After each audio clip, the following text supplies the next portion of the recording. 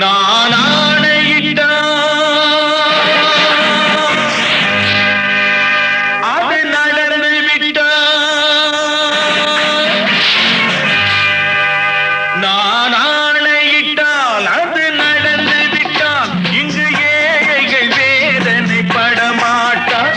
உயிர் உள்ளவரை ஒரு துன்பமில்லை, அவர் கண்ணீர் கடலிலே விழமாட்டார், அவர் கண்ணீர் கடலிலே விழமாட்டார்.